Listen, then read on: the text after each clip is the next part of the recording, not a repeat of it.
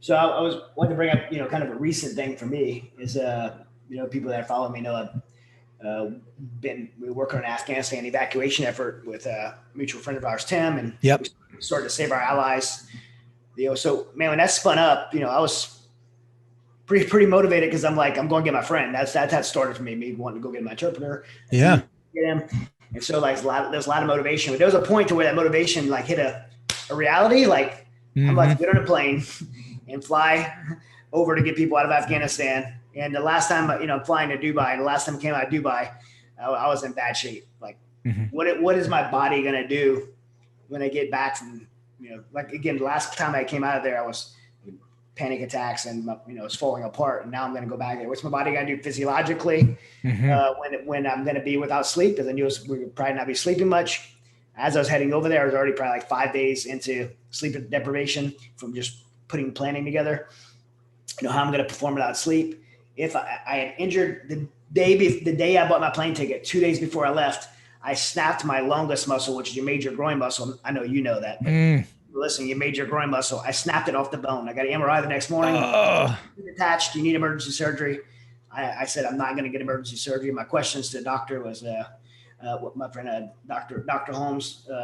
He had a close friend that's a head surgeon for the Vikings, Hmm. and luckily because of that relationship, I was able to know right away, like, and ask these questions. I said, if I have to run to or from something, am I gonna is my gonna have Right. failure, am I gonna be a like failure, fall on the ground, or people gonna have to help me and make their situation worse, or two, is it going to make it worse? Hmm. And his answers were, it's going to hurt a lot, but it won't make it worse because it's detached. And two, you have four other muscles there, so it'll function. Yeah. And so I was like, all right, well, I'm going.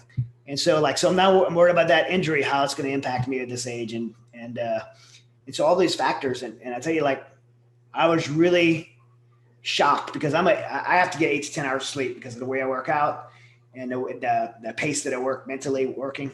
I'm kind of that person, and I was just watching how my body was performing.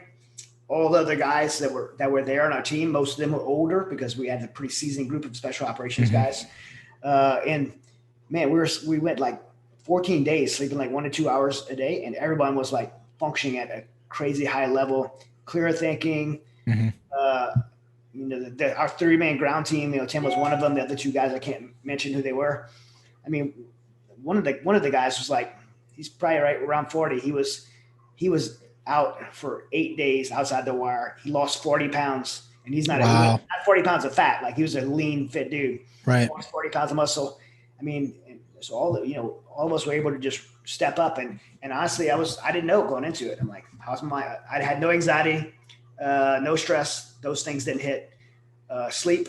I was I was alert. I was ready. I had clear thought for planning and executing the operations. Hmm. I was pretty uh, happily impressed with how we performed. And I'm not saying it in a bragging way. I think I'm saying it in a way that, if you're 40, I don't think you realize what the human body's capable of, and to No, seasons like that that's a point that I've hammered time and time again. And what you're describing of your personal experience and that other individual, it illustrates the larger point, which is, we've been sold this bill of goods by society that, okay, you turn 40, you're going to buy what I call a fat guy shirt, right? And you're going to wear a fat guy shirt, and you're going to play golf, and you're going to, shoes, what's that? Velcro shoes. Yeah, Velcro shoes, right? You're gonna take up, you're gonna have a smoker on the back deck, right? And all your concentration is going to be in, like,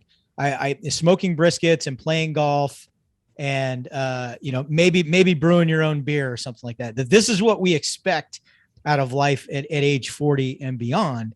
And that's not the case, because although the passage of time is inevitable, the effects of aging are highly variable, and you can perform at a high level. I was going out on target, and I talk about this in the introductory chapter. I was on target at 48 years old. And if you would have asked me when I was a 21-year-old buck sergeant in Ranger Battalion, hey, what do you think it'd be like if your dad was out here? I would have laughed in your face. But I was the same age my dad was when I was that 21-year-old buck sergeant. So it's absolutely doable. our bodies are amazing things. King Leonidas was on the field of battle at Thermopylae at age 60, for goodness sake. I mean, we can do this. So this whole bill of goods that we've been sold, that, you know, pick out your recliner, like you say, and your Velcro shoes, and get a golf cart, and that's the rest of your life from age 40 on. That's not the case. You can be high level fitness, high level martial artist, high level competitor at age 40 and beyond. And are you going to hit the times you hit at 30? Well, hey, maybe not, but you can be in the top quartile of guys your age, or the top 10% of guys your age, and beyond that, and even kicking ass on guys who were 10 years younger than you for a long time to come.